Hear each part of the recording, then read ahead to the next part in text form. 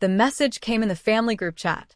Dad, after everything, it's best you step away. Mom, we all agreed. Don't make this harder than it needs to be. Aunt Claudine heart reacted.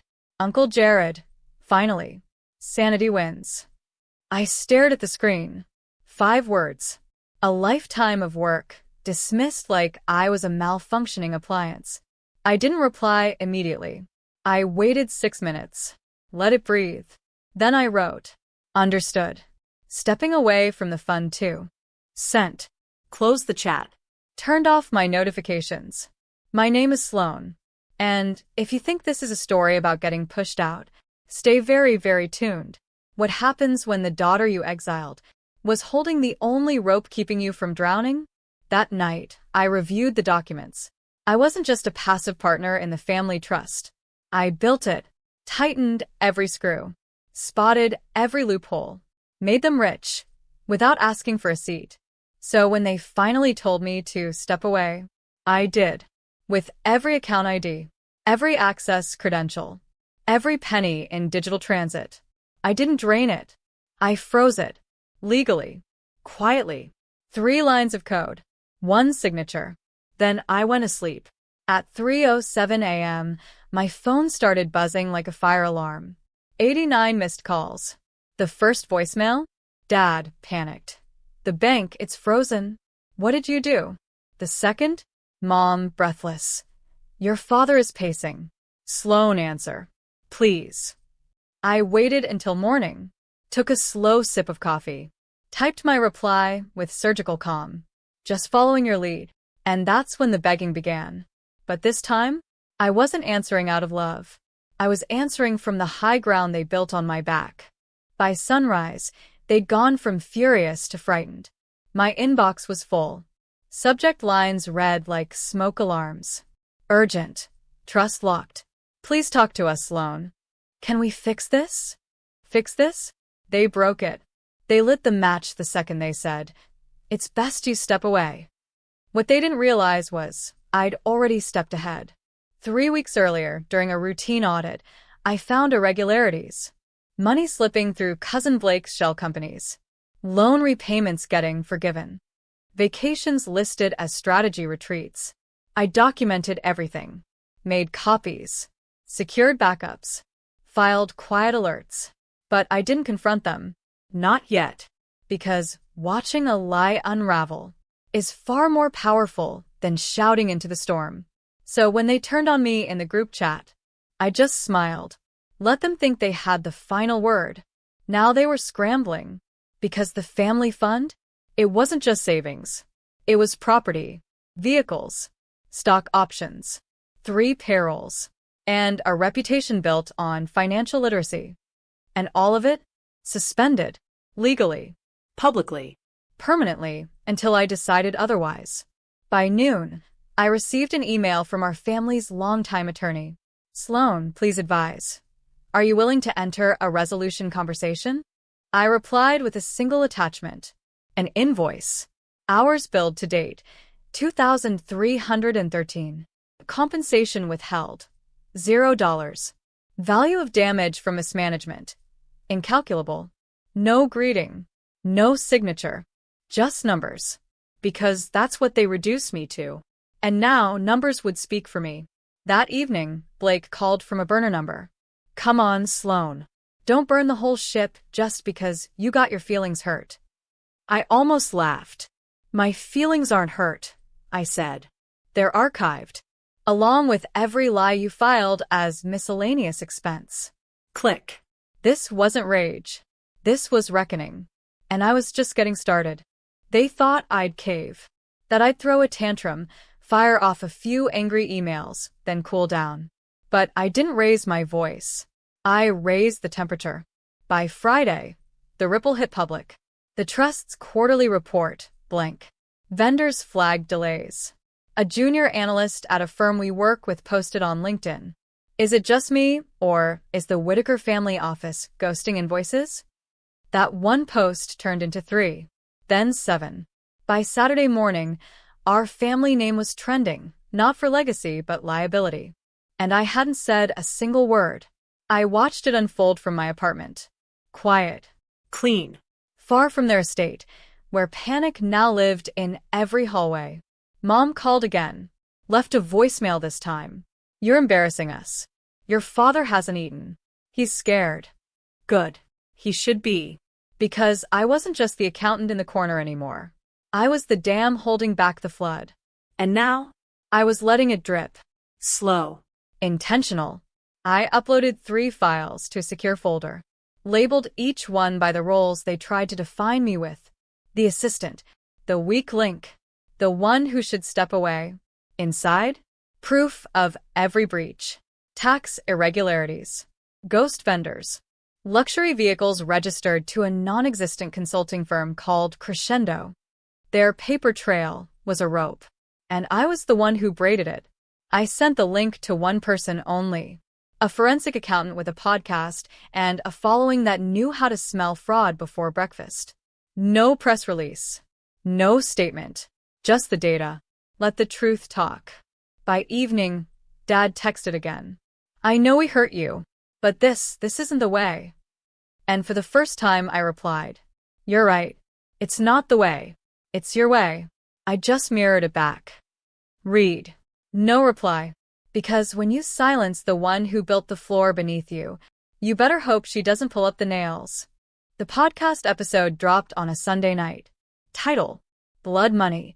Inside the collapse of a prestigious family fund. I didn't speak on it. Didn't need to.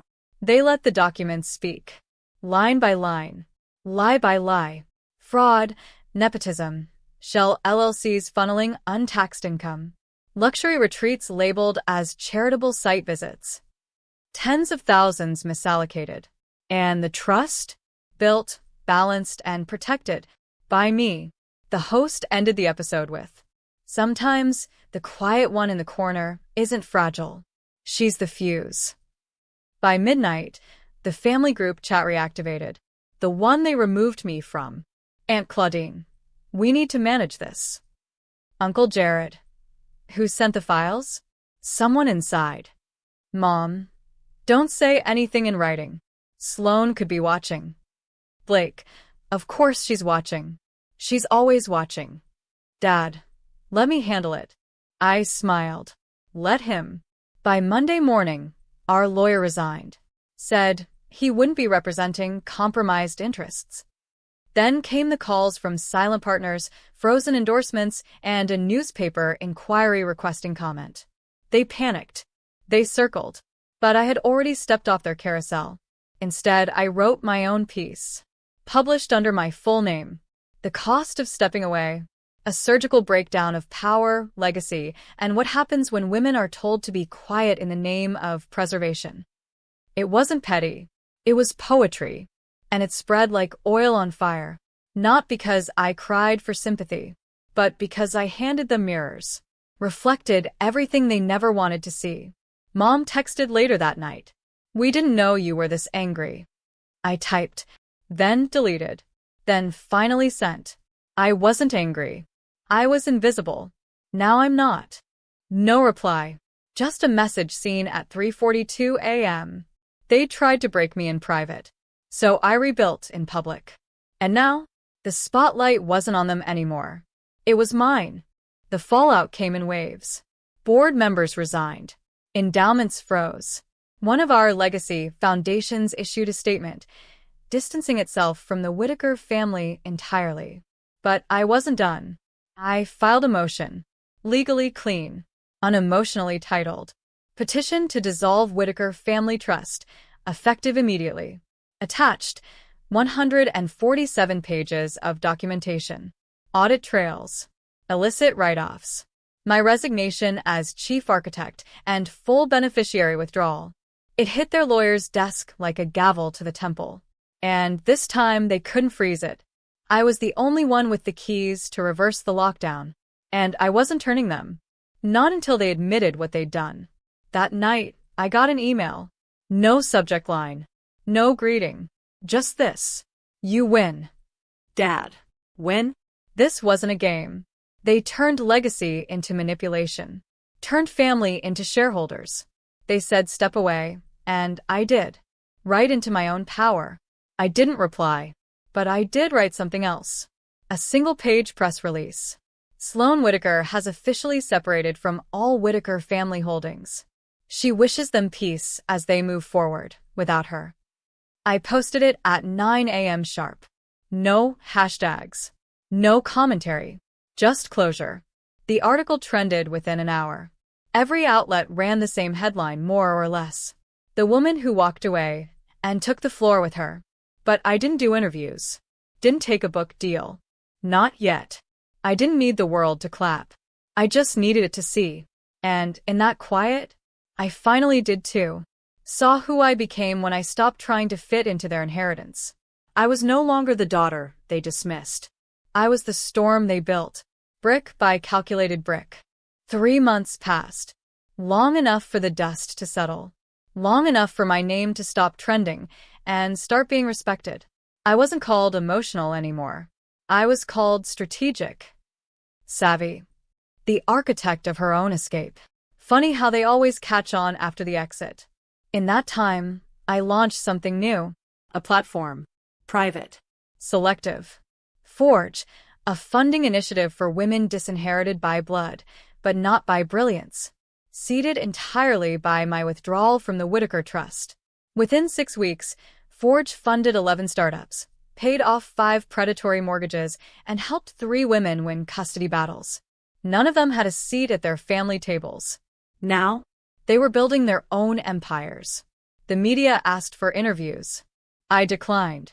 But I approved one story. A quiet profile. Title: The Blueprint Nobody Saw Coming. It told the truth. That the family who wore tradition like armor never expected the girl who kept receipts to turn them into a reckoning. I never said a cruel word in that piece. But between the lines, the cut was surgical. I heard Mom was seeing a crisis counselor. I heard Blake tried to start a crypto fund. It failed in 6 weeks. And Dad?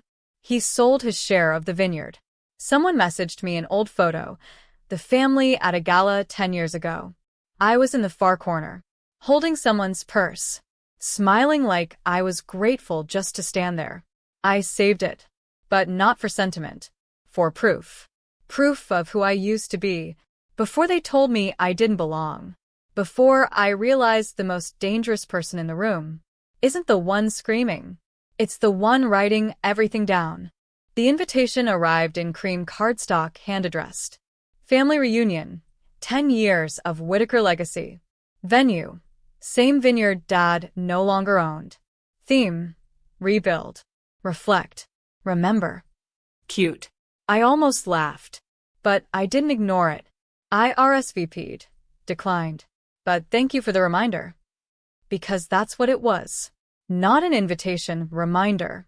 Of the hands that tried to write me out, now asking me to join the chorus. Days later, I received a message from Uncle Jared. We'd love for you to say a few words if you change your mind. You were always a part of the foundation.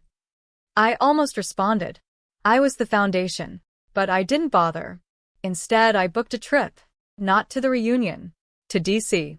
The Library of Congress had requested to archive the Forge Initiative documents. Legacy in print. Impact in ink. I walked those marble halls in silence, holding a slim box of signed agreements and handwritten letters from the women Forge had helped. Letters that read, "Because of you, I didn't disappear." That night, I stood alone in my hotel room, barefoot, champagne untouched. And I let myself feel it. Not triumph. Not revenge. Something quieter. Completion. They tried to erase me from the story. So, I published a new one. On the same day as the reunion, I released a final statement. I wish them the reunion they're chasing. Mine already happened, between the version of myself they tried to bury and the one who refused to stay underground. It went viral. Not because it was loud, but because it was honest. At the reunion, someone played it aloud. Someone recorded Dad walking out. And someone else sent me a video of Mom, sitting still with her wine glass full, watching the sky. The caption? "There's no silence like the one she left behind." Exactly. 1 year later, I stood before a sea of young women, First-generation entrepreneurs, single mothers, trust fund survivors turned trailblazers. Forge's first annual summit. No marble halls. No velvet gowns. Just truth. Raw. Earned. My speech wasn't polished. It wasn't meant to be. I was told to step away. I began. To keep quiet. To remember who gave me a seat. I paused. Looked out at them. Eyes wide. Hearts open. They didn't realize. I built the table. And when they tried to take my chair, I lit the whole room with receipts. Laughter. Claps. Some tears, not just mine. Afterward, they handed me a plaque. Walnut. Gold engraving. Sloan Whitaker, founder. Fighter. Fuse. And I stood there for a beat too long. Because sometimes even justice feels surreal. Later that night, I walked home. Alone. No security. No heels. Just peace. A letter waited at my door. No return address. But I knew the handwriting. Dad. Inside. We lost a daughter. Not because she vanished, but because she finally saw what she was standing in. No ask. No guilt. Just that. I didn't cry. Didn't call.